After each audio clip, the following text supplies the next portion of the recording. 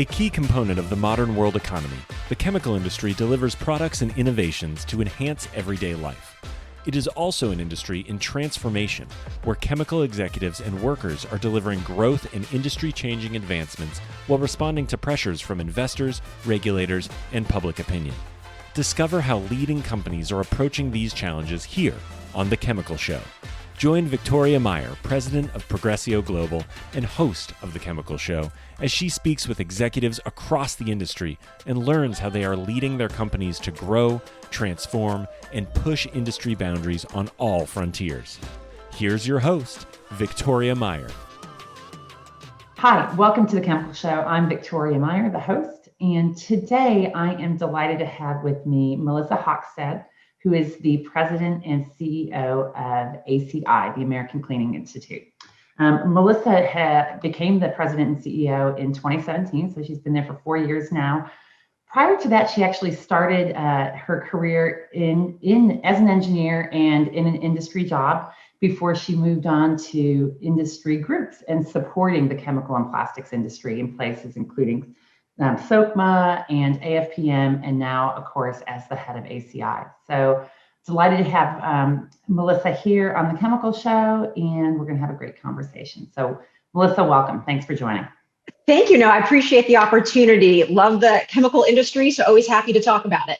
Absolutely. So a lot of people probably don't really know what the ACI is. So can you just give us a little background on ACI and the role it plays? Sure. So the American Cleaning Institute represents the $60 billion U.S. cleaning products industry value chain. So the members that belong to ACI are companies that make those products that are probably underneath your kitchen sink or in your laundry room, to those that make industrial, institutional, or healthcare cleaning products, as well as all the companies that make all of the ingredients that go into those products. And ACI is an organization. We've been around for 95 years, and we're located in Washington, D.C., and everything we do ties around business, science, sustainability, and communications. Very cool. Well, 2020 was obviously an interesting year with COVID, and cleaning products of all varieties were certainly highlighted. So tell me about, how did COVID and just the pandemic affect ACI itself and ACI's member companies, and how did this play out in 2020? Yeah, I don't think any of us started 2020 thinking it would go down the pathway that it did. And I can honestly say I just was so proud of the cleaning products industry. I mean, from us as an organization, we really had to pivot quickly in terms of what was most important for our members. And first and foremost, it was making sure our member companies were deemed essential business so that the manufacturing facilities could stay open, people could get to those plants and really producing these critical products. We also had to focus a lot on communications, tons of questions about cleaning products, and really doing our part to educate about proper use and just helping people work through some of the questions they had about COVID and cleaning. And I can tell you from the member company side of things, they were working 24/7. I mean, really ramped up production quickly. Some of them were building new facilities, but really making sure that all of their customers had the products they needed throughout the year. And of course, 2021 continues. Yeah, it's been quite a journey. What I think is interesting as well is the number of new companies that got into the cleaning game. So I think about hand sanitizers in particular, right? So distilleries and small chemical companies and distributors and people that would not normally be in that business jumped in. Was that an area that you guys had any influence in terms of kind of just making sure it was done right? I mean, I know there's a lot of standards that you guys have helped support through the years in the industry. Was that a role that you were able to take part in, or did that just kind of happen and you rolled with it? Well, I'd say some of it definitely happened organically. I mean, I think, as you mentioned, the distillers stepping up, for example, to make hand sanitizer. And for us, what we really made sure is we continue to work with the agencies like the Food and Drug Administration, who oversee hand sanitizers, or the Environmental Protection Agency, who deal with disinfectants. Number one, there was a lot of changes going on at the agency level to try to accommodate some of these kind of startups. And for us, it was really important to make sure, number one, the agencies knew we were a resource. And then number two, really helping keep our own members up to speed because things were changing so fast, as you know. Yeah, it was definitely a dynamic year. So one of the things obviously that changed for everybody is virtual working, right? So how did that play out in your world? So both from a virtual perspective with your team, with your companies, and then I know if we fast forward to this year, you guys held your annual meeting virtually.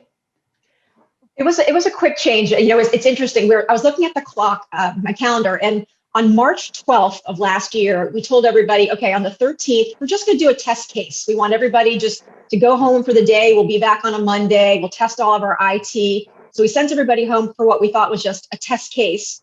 And then on that Monday, the Washington, D.C. government said everybody's going to work from home. Oh So gosh. we changed very quickly. Now, I'm fortunate we have a phenomenal head of IT at our organization. Awesome. We had no issues. Things did move very smoothly.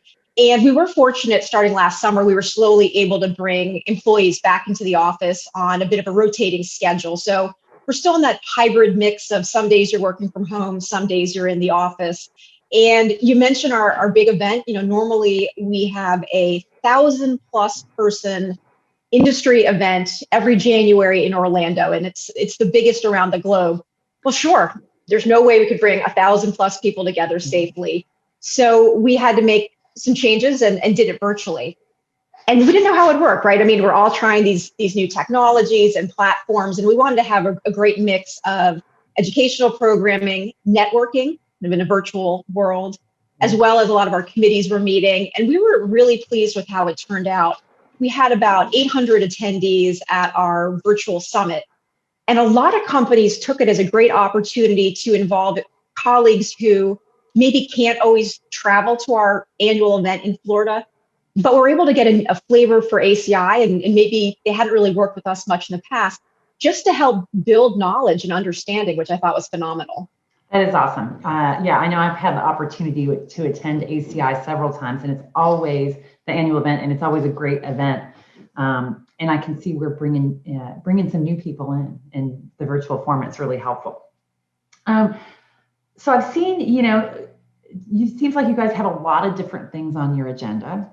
How do you guys play into this? So when we talk about kind of current trends in the chemical industry, a couple of things that certainly come to mind is sustainability, digitalization.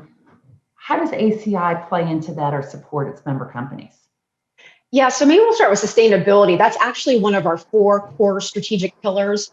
And ACI has been working in the sustainability space for 15 years. So it's not something that's new to us. It's something that's really ingrained in who we are as an organization. And so for us, what was interesting was about 2 years ago, we worked with our leadership to really take a step back and say, where do we want to go as ACI and really help our members? And I was really proud of our board and our leadership. They said, you know what? We need to be defining and driving what this means for our industry and taking bold collective action. So not just like things that might be easy, but really pushing the industry. And so for us, what we did with sustainability is we have it under this umbrella of uniting for a cleaner world.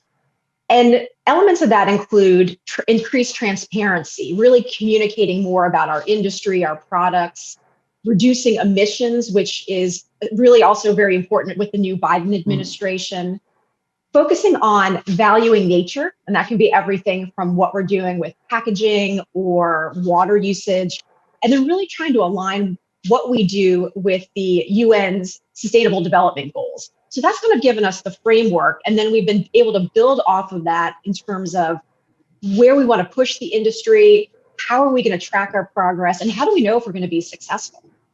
Cool. That's really cool. It is a big topic, and I know certainly from an industry perspective, things like biosurfactants and stuff have also had a big role to play in that. So I think you and your company's leading that is super helpful. So you mentioned the Biden administration, and I think this is it's still early days.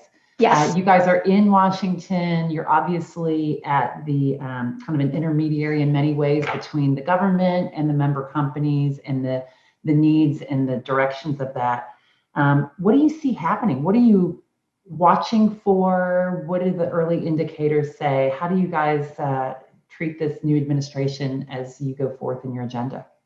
Yeah, so I would say it's a whole new ball game, right? We've got a new administration, we've got Democratic control of Congress, and we really think that there's this hunger for stability and progress on issues that matter to us to make sure that businesses and marketplaces thrive. Now, ACI as an organization, we've always had a history of working in a bipartisan manner with lawmakers and regulators, and people, will say, well, are you Democratic or Republican or red or blue? And we say, we're purple, right? Our job is we have to work with whomever's in charge. We always have to work with both sides of the aisle.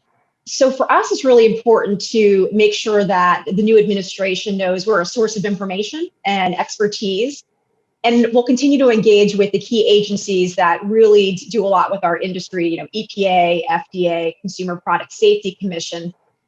So, we're excited. I mean, we've been busy, as you might imagine, with just all these new faces and changes. And I think we'll also see faces that are familiar, right? So at the Environmental Protection Agency, some of the names that are getting mentioned for the higher level positions are people who had been in Washington during the Obama administration. So I think it'll be a mix of some new, some familiar, and we just really have been focused on ramping up what we're doing in these spaces, bringing on some new staff, working in slightly different ways than we had in the past. So it'll definitely be an interesting year, as you mentioned. I bet. So one of the things I'm always really interested in is leadership. So, a couple of questions here for you. One, you came into the ACI 4 years ago as the leader of this organization, following somebody who'd been there for 20 plus years, Ernie Rosenberg, right? So it's not easy to come in after somebody who had been there for so long, who was so well established in his relationships and whether it was inside or outside. So how did you handle that transition? And here you are, you've been 4 years in. It seems to be a successful 4 years. How did you approach this as a leader? What was important to you? What have you found has been really effective in managing that? Yeah, so I think, when I came in, one of the first things I did my first month on the job is I met with every single member of the board of directors. And I said, what's important to you that we maintain that you don't want to lose? And one of the things I can say is Ernie did a great job with the team. I was really, when I came on board, I had a phenomenal team. I have a phenomenal team, and I really am very appreciative of that. And then I also asked each of the board members, what do you want to see that we change? I mean, what really matters? And that helped give me the framework of what was really important to them. And what I appreciated was that the membership was open to some new ways of doing things, some new ideas. And also, I'm always very receptive of, I don't have all the answers, help me figure this out. And so I was able to work with our board of directors on really fine-tuning what our purpose is as an organization, and also developing and putting in place a brand new strategic plan. Because I think sometimes organizations, you create a plan, it maybe sits in a drawer somewhere, you don't actually use it. And so I wanted to make sure the board was invested in what we were doing and where we were headed, working with our leaders, and of course the ACI collective team, because we're the ones that are having to implement it. So I think that helped give us a nice structure. And I also think what we did was important to prioritize, because danger of trade associations is you say yes to everything, and suddenly you're working on 60, 70 different things. And so we really were very thoughtful on how would we prioritize and figure out what were the issues that mattered most, where we were going to put more of our resources. What were the issues that maybe some other organization was leading and we could support them? And then what were those areas that maybe served us well, but it was time to say farewell? And I think that helped give us some guidance as well. Awesome. That makes a whole lot of sense. And I think the other interesting piece that you mentioned, you talk about the board of directors, which changes regularly, right? So, and I think this is always a challenge for is how do you adapt to that evolving leadership, right? So I think people sometimes struggle with, is there a new regime coming in, or just even how do you influence this new board? So can you say, what have you found to be successful with that? Yeah, so I think one of the things right off the bat when I started is, it's probably my 4th week on the job, was my first board meeting. And at the meeting, I said, look, I have 25 brilliant people sitting around the table. So my expectation is that you're not just not here to sit and hear updates. I really need you engaged and involved. So for me, really setting expectations up front about what I'm looking for from them. And you're absolutely right. Yes, there is turnover on our board. And I always tell my team, the turnover happens because members of the board are getting promoted to newer levels within their company or they retire. It just, it happens. So I really do a very thoughtful job in terms of how I onboard new members. And then one of the things we actually implemented this year is I'll call it a buddy system. So pairing up one of my new board members with a veteran board member who can really give that company perspective about how to engage and how to really maximize the time and energy that you put into the ACI board. And that's really worked out very well. Yeah, makes sense. That's awesome. So prioritization. Prioritization is difficult when you are inside a single company with a allegedly aligned point of view. And it's really difficult when you've got, 50 plus companies who maybe have different priorities. How do you make that work? What's your, is there one secret to success with this? Well, I think there's no one secret to success, and it probably always varies based on, the organization. So for us, what has worked really well is, so we actually have an annual prioritization process, and it is a mix of quantitative and qualitative data. So that kind of speaks really well with our members. So we are able to use data from our annual member survey where members tell us what's important to them. We have another data point where one of our key committees who oversees a lot of what ACI is doing, so they really have a good handle on, whether it's government affairs or sustainability. And I basically tell them, you got 100 points. I want you to divvy up that 100 points with what matters most to you. And we take all of that data as well. And then we also try to really focus in on issues where ACI can play a unique role. What's the return on investment if we're going to put the effort in? And what's the chance of success? Because you don't want to put the time into it if you really understand it's not going to move the issue anywhere. So we put this formal process in place, and it's worked really well. So that gives us kind of the structure for our budgeting and the start of the year. Now, as you know, issues emerge, things you never could have planned for come up. Yes, they do. Yeah. And so when that happens, we work with our board to really figure out, is this emerging issue something that's really ratcheted up and is really high on our priority list? And if that's the case, where are we going to make some changes? Because you can't do everything. And so not necessarily, the secret for success, but it's worked really well for ACI. And also when companies say, well, how did you determine you're going to work on issue X? It's not just me saying, oh, I've pulled this out of thin air, right? It's a very clear process, one we can share with them. And that just helps with their understanding as well. Yeah, gets a lot of buy-in through the process, yes. It sounds like, which is always critical. That's awesome. So with that then, what are your top 3 priorities this year for ACI? So number one for us is the overall issue of ingredient communication. So over the last decade plus, the cleaning products industry has really done a lot to increase the availability of information about what's in the actual products.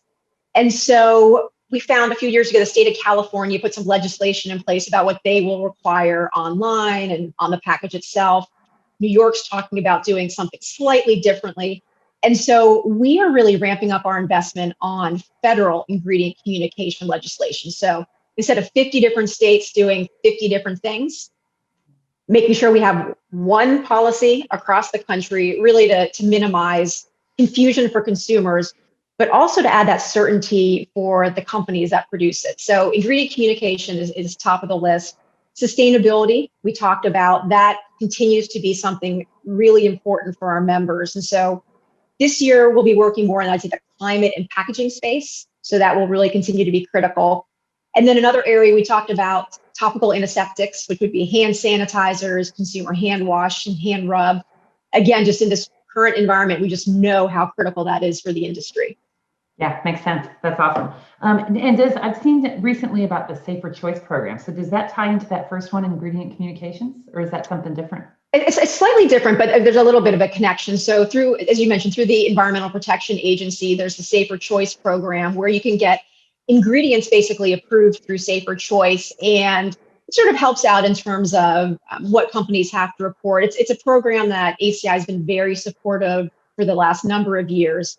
Now, in probably like the last year or so, there's been some changes in the Safer Choice program, some reduction in staffing and resourcing. And so we've really been pressing with the new Biden administration how important it is to increase the resourcing, increase the staffing, because it is so critical for the cleaning product supply chain. Got it. Awesome. So one final question, maybe I reserve the right for another question, but so, this is a big job that you're in, right? You are very visible, both externally with your member companies, internally with ACI, a lot on your plate. What do you do outside of ACI? What because there's got to be more to life than the job. So, what's outside the job? What's your, priorities or favorite things when you step away from the desk? Yeah, so I'm totally with you. And it's funny, the last question I always do when I interview people is I say, what do you do for fun? Because work is important, but there's more to it. Mm-hmm. So for me personally, I'd say it's probably two things. One, I love to travel. And the last 12 months have been really tough because like everybody else, I got a curtail where you can go. So my husband and I are already starting to pull together our list of when it is safe to travel again, where would we go? So love to travel. I just really like learning about different cultures, seeing different things, and just being in places different than Washington, D.C. And then the other thing is just I love being active. So here in Washington, there's so many opportunities, whether it's hiking or biking, but really just making sure I'm getting my exercise in versus, as you know, especially in this virtual world, sitting all the time. Absolutely. That's awesome. That's great. Yeah, I am definitely looking forward to traveling. When you do it all the time, you think you're not going to miss it. And then all of a sudden it's like, really, my suitcase is lonely. My passport is empty. It's time to go do something. So I am looking forward to that again. Awesome. Same. Well, Melissa, thank you. Thank you so much. I have really enjoyed this conversation. I think the audience is going to love it. Tell me, where can they learn more about ACI? How do they connect with ACI? How do they connect with you? So I would always recommend, of course, our fabulous website, so cleaninginstitute.org. And then, of course, follow us on social media, whether it's LinkedIn, Twitter, Facebook, Pinterest. We really just try to make it as easy and accessible as possible. And I do just want to say, I am so proud of the cleaning products industry, just everything that they do each and every day, but especially over the last 12 months, they just have been so phenomenal and have really stepped up. And it just continues to make me proud to be a part of the cleaning products industry and the chemical industry overall. So really kudos to them.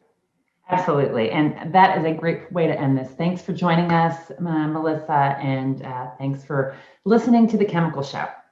Thank you. We've come to the end of today's podcast. We hope you enjoyed your time with us and want to learn more. Simply visit thechemicalshow.com for additional information and helpful resources. Join us again next time here on The Chemical Show with Victoria Meyer.